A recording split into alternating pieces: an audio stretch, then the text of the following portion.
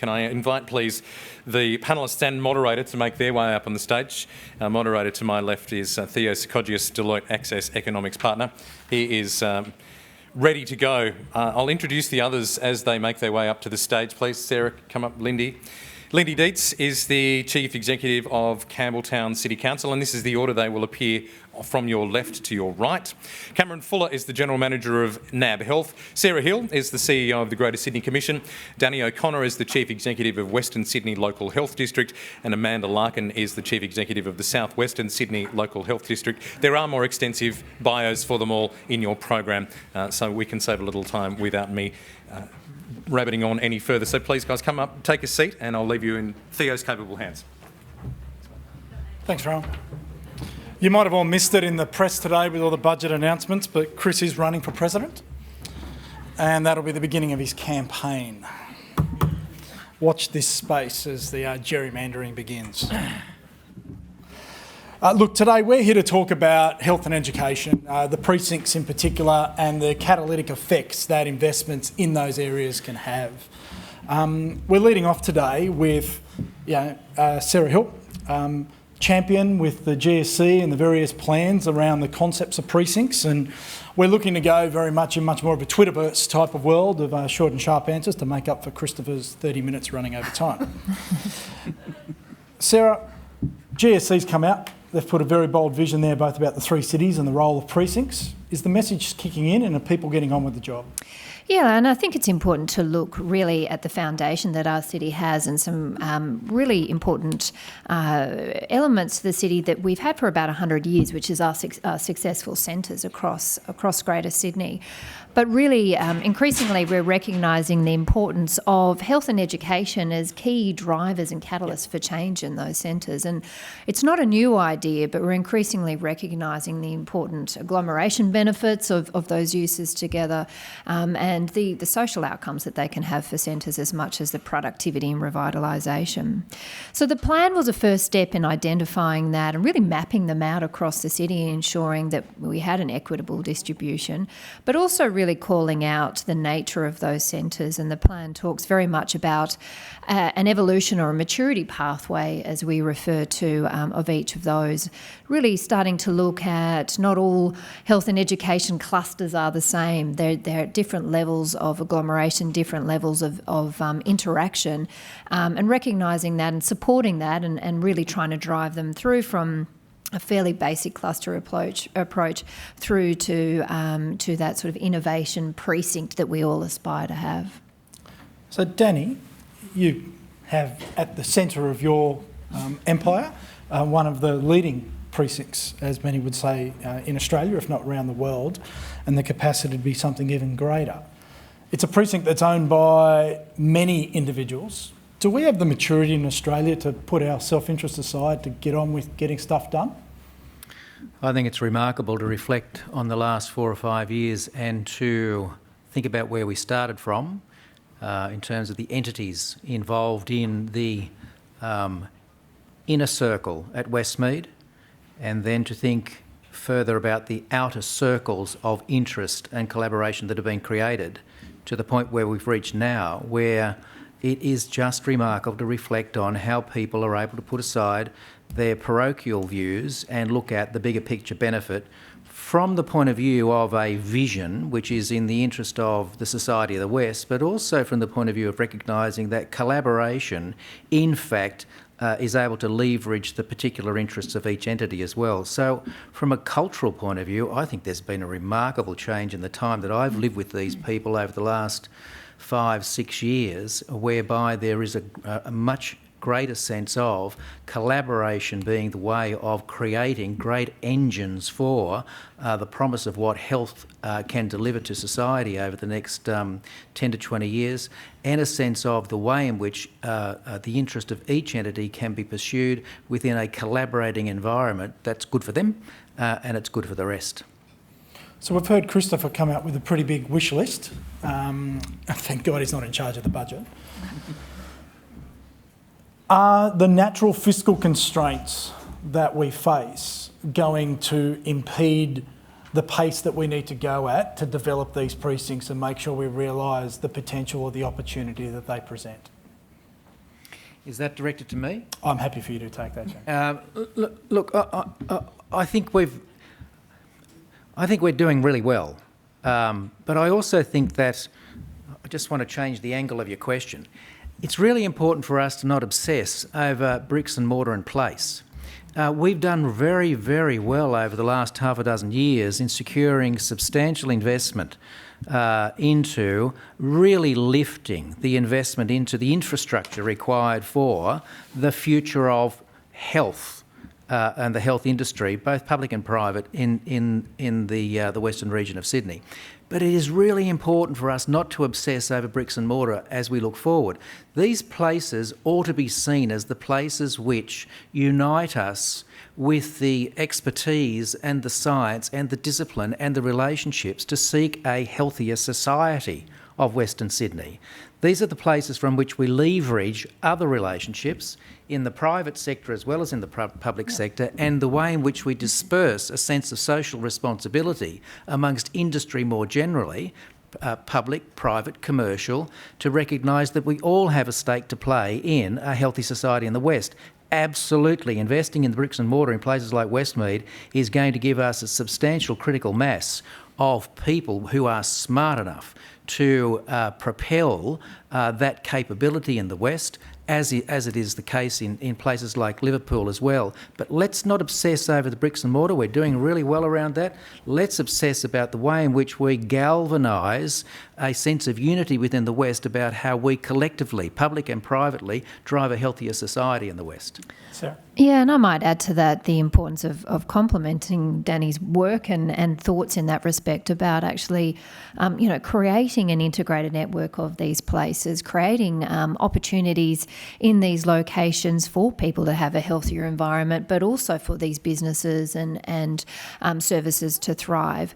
I think a focus on these precincts has allowed us to really justify and drive forward some pretty critical infrastructure in investments in our city, whether it is Metro West, which actually really starts to revolutionise the focus on Westmead, or critical work that government agencies are doing to reflect the character of these spaces, to improve the amenity of the environment, and to really, complement what are world-class facilities with the aspiration to have a world-class environment to go with it. So we have an awful lot of work to do in that space, but we also have to remember that these areas have complex services, complex businesses, and it's really tying those elements together. And this word collaboration is used so frequently now, but people are really starving for it, and that's something we've been able to tap into as a Greater Sydney Commission, to bring people to the table and really just get that coordinated and aligned conversation happening about a place. Amanda? Thanks, Theo. I think just going on the back of Danny's comments, the legacy of this generation that we will leave will not be so much about the buildings. The buildings will live on past us. But when we look back, we want to think that we actually had a fundamental change in healthcare, but the health status of the community of the West. And I mean, when you look at some of the stats that Chris put up on the board, that's really been the really big focus. I think the other important thing that the precincts are absolutely big generators in relation to employment and changing the whole environment in the areas that they're developed in. And look, can I just tell you, there is that feeling from the GSC that there are a number of precincts identified. Look, if I look between southwestern Sydney and Western Sydney, this is about collaboration. There's enough people out here in terms of supporting these precincts without any trouble at all in relation to how we work together. So there is good collaboration, across the districts. But I think the critical thing is we're not only looking at healthcare development on the precincts alone. These precincts also look at care in the broader neighbourhood of the communities. And so how we link with GPs, how we link with other healthcare providers is what's critical in terms of what the role of these precincts are, not only solely what's on the site of them alone. And Cameron, you've often talked about the impact that technology and new service delivery models would have in the areas that your institutions and others are looking at to invest in. How do you see the movement away from hubs that play a very material role, but being more agile in servicing the communities that surround them, and where you see the risks for investment? Yeah, no. Absolutely. Health is one area where technology and digital is going in leaps and bounds, and it's changing also the way that we're thinking about health and the way consumers, it's becoming far more consumer-driven as consumers are becoming more enabled and knowledgeable of how they want their health. It's also enabling practitioners and providers to get more streamlined delivery, and obviously we've got the My Health Records being a opt-out system by the end of the year, so the data and information that patients and practitioners are going to have around getting better outcomes is going to be significant and will enable greater health outcomes most importantly, but also greater efficiency in terms of operating. In terms of the opportunity in the West, we see it as significant. We're putting more bankers into the West. As Christopher said, we're putting 3,500 bankers out at Parramatta Square. And we see the growth and opportunity for business generally, but particularly health, as a huge one out here. So normal risks, but we actually see a real positive around the investment that is going on here, and we're fully going to be out here and supporting it. Cool. So, Lindy, I'm going to come to you in a second, but there's just one question I want to pick up there, which Amanda and Danny and Sarah, I'm interested in your perspective from a city planning perspective. Are we using the data well enough? Are we capturing it, and are we really using it to be able to drive the improvements in either place or service? And if not, what is it that you need to allow us to make the most of the insights, as Chris has shown, of a very diverse community's data set? So I might start, probably needs a comment from all three of us. Health is probably one of the richest places for data. And not just patient data, but broad data about health status. So we are very rich. And I think we have made a number of moves in the last year to better mine that data, to inform and to give us good information about not only service development, but how to better, models of care, research, all of those critical areas. But there are a number of issues. The linkages between Commonwealth data and state data in terms of GP practices and acute care services in the states remains challenging, and there has some good work done in Western Sydney around trying to actually bridge that. But it is an issue in relation to going further that we really need those linkages to give us the whole picture about healthcare delivery. So the relationships between the Commonwealth, the agreements around how that information is shared and used is critical, I think, for going into the future. I'm 100% confident that we're not using the data well enough or widely enough or deep enough, certainly in my field. And it's something we're very committed to at the Commission from day one. We started collecting data sources, but it's one thing to have 1,000 different data sources about your city. It's what you do with it. And it's really how meaningful it is crunching the data and getting, a series of meaningful metrics around how the city's performing and tracking over time. And, with some keen people in the team, they want to have 30, 40 metrics. But, if you can run a global organisation on 7 or 8, we really should have 7 or 8 key metrics for our city that we're measuring and for these precincts. And that's very much the attention that we are turning to now for the GSC is, okay, we have a plan and a strategy in place, and we have identified critical locations across the city, health and ed precincts and sectors that we know will drive 25% of job growth in the city and change, critical to the success of our economy and the health and wellbeing of our cities. But are we doing the right things in these locations to support them? Or are we doing things that are actually having adverse implications? So we've got to get better at managing the data and analysing it and certainly tracking that over time. I'm the first to say it's an enormous job, but we've just got to try and simplify it, and that's a big piece of work we're doing at the moment. And Sarah, in that need, sorry Danny, in that need in terms of putting people and health at the centre of planning, as well as jobs and all those other things, how do you weigh those all up? It's a really good point, and I was thinking when you asked that question, data is critical. My sort of science background, will always go back to the data, but there's one critical thing I learned time and time again in this job is that we can't plan the city without talking to people and seeing the city. And that's something we go back to often at the Commission is getting out on site. At the moment we're meeting and doing site visits with every council across Greater Sydney, which is is just invaluable to understanding what's happening. But then just talking to real people living and working in these precincts and understanding how it all comes together is just a critical insight, and the nuancing within those conversations is really where you get the gold. Danny? How well do we use data, and how good are the systems available to us to use data? I think from a national perspective, we're an average performer. From an OECD point of view, we're well and truly a below average performer. Lindy? It does strike me at times, looking at the vast strategies that are in place around health and education precincts, that we sometimes channel Kevin Costner a little bit too much and build it and they will come. How hard is it for us to make these precincts work, and how hard is it that we have to globally compete to bring in both the workers, the innovators and the businesses? Building on what Danny's talked about, is that goodwill is there, but what still needs to be done to truly make it happen at all the precincts?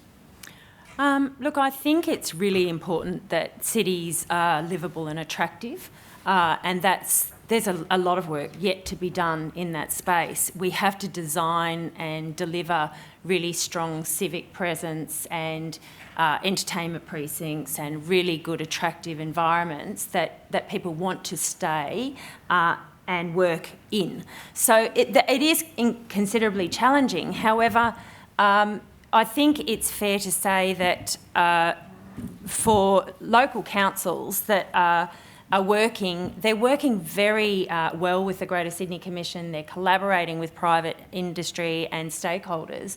And I do think it's very achievable. I mean, already in Campbelltown, the hospital and the education precinct are the greatest job suppliers for our area. But we are working really complementary. So I don't think, it goes back to what Amanda said. There's enough work out there for all of us. There's enough population growth that all of us need to expand our health and education precincts. What's really important, and the work that we have been doing really well, is collaborating with one another to determine what each other's strengths are and where our areas of expertise are. So, for example, Liverpool was mentioned in terms of its trauma and its cancer research. For Campbelltown, it's paediatrics, mental health and Aboriginal health. So it's identifying that and then working collaboratively. But I do think it's very much a holistic piece, and it's about connectivity, it's about quality living, and that's why the employment generation is so critical, because that's a very large portion of quality of life. If people are having to travel an hour and an hour and a half to work, that isn't contributing to good, healthy communities. So the questions come in. This will be I'm going to put a thumbs up or thumbs down, a very simple response, picking up on some of Christopher's comments. Sugar tax, yes or no? Just a show of thumbs. Sort of see if you have an opinion. And Sarah, as a planner, I'm happy for you to go neutral. I have to, how can I not? Right, so you have some advocates going on there, Chris. So one of the things that strikes me, though, in building precincts and building buildings, and Danny, I know you've said that it's not all about the bricks and mortar, but do we start to institutionalise the focus on care and less about preventative and less about how we can keep people out of those systems? Well, that's a Dorothy Dixon to me, isn't it? You know my views on this. It is important to just go to the metrics for a minute. So when you look at what we're doing at Westmead for $1 billion, and when you look at the further staging of Westmead, we are seeking very, very small growth in beds. So as Chris said, we're doing catch-up in terms of health infrastructure in the West. So much of what's going on at Westmead, and indeed Liverpool and Campbelltown, has been around catch-up. But as we spend the first $1 billion at Westmead, and as we look forward to further stages, we are actually looking at very small bed growth. And the reason for that is we are using technology and our relationship with the primary care sector and our an evolving and different relationship with the consumer to see that a lot of healthcare occurs outside of the hospital environment. So no, we are absolutely not obsessed with creating a magnet for people to come, but rather to using the critical mass of these entities from a science, translational research and trials point of view for the purpose of generating the brains trust to assist the way in which modern healthcare, for the most part, can be experienced outside of hospitals. Cameron, Northern Beaches Hospital, Many would look at it as a project today as almost being a bit archaic in the way it's approached and relative to today. What role for private, and how would you see the delivery models changing in being able to make our systems work? Yeah, look, there's certainly plenty of private capital appetite for health and for infrastructure health, and you can only have to look at the papers and see the bid by private equity for health scope, and there's actually the infrastructure piece is being separated to the operating piece, and we're seeing more of that happening as well as the capital has different ways of structuring that.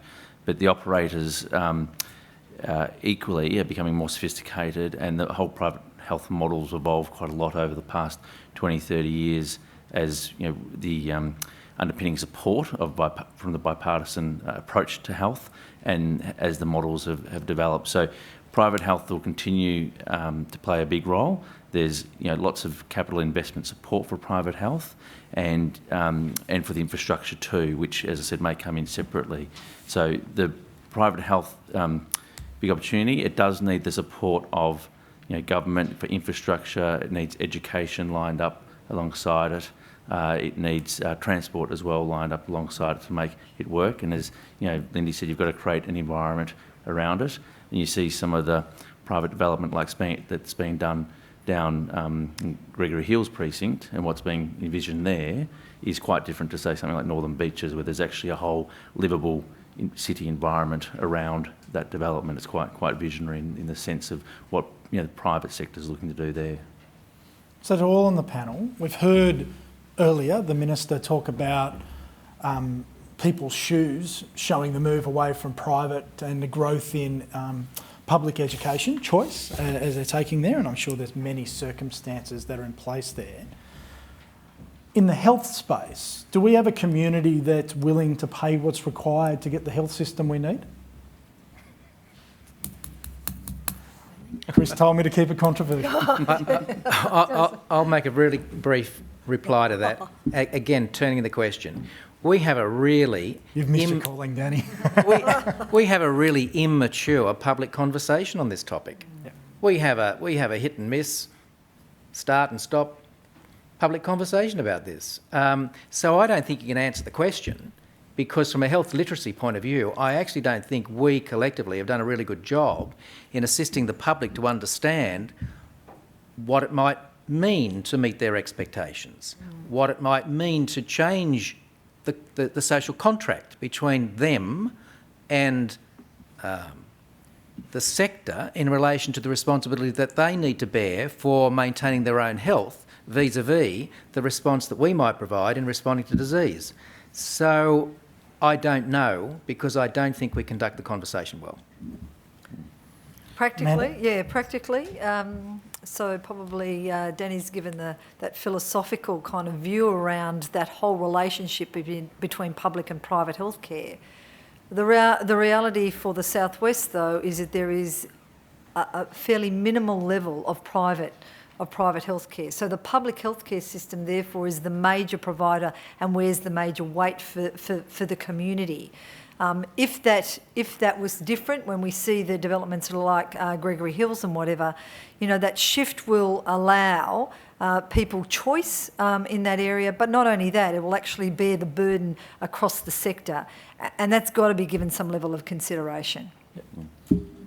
We do know, looking at our high caps data, NAB owns the high caps terminals, that there's certainly demand and volume. In Southwest, there's actually dental services grow at twice the volume and spend that they do in the rest of Sydney. But things like the cost of, say, a root canal in Mossman is a third higher than what it is in Southwest. So there is definitely a cost differential, but there's absolutely a volume differential too going the other way. Lindy, sorry. Lindy, yeah, Lindy. look, I absolutely think that you cannot expect not to have a balanced range of service provision for communities these days. The demographics are such that it's the capacity to pay, it's whether families are managing to do what they need, and I think that's why the proactive preventative health piece is so critically important. But you are always going to there's always going to be a component of your community that are heavily dependent on the public health system. Second and final word, Sarah? I was just going to say, if Danny and Amanda aren't going to answer that question fully, I'm not going to, that's for sure. But I can testify that my dentist is bloody expensive. So. Final question. How important is it in our precincts to have people living there, whether they be local workers or whether they local community?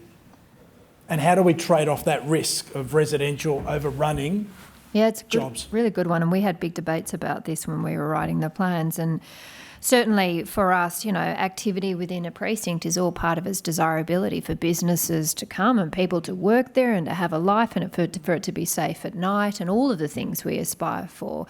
But we're also very conscious about protecting these precincts for the growth of the services and the growth of the hospital and the schools and all of those elements. And unfortunately, the economics of property are such that these uses can't compete with residential and the highest and best use. So it is about getting that balance right and giving these facilities and these services the opportunity to expand and grow within place, but also to strike that balance right. And there's no perfect science there. It is a bespoke approach, precinct by precinct, but you need to go into it knowing and being aware of what you're trying to achieve for that particular precinct and work through it that way. That's why it keeps us all in a job. Ladies and gentlemen, you've heard from some of the leading minds in the area around these precincts. Watch this space, put your money there and make sure you don't give up on the West's health and education. Thank you.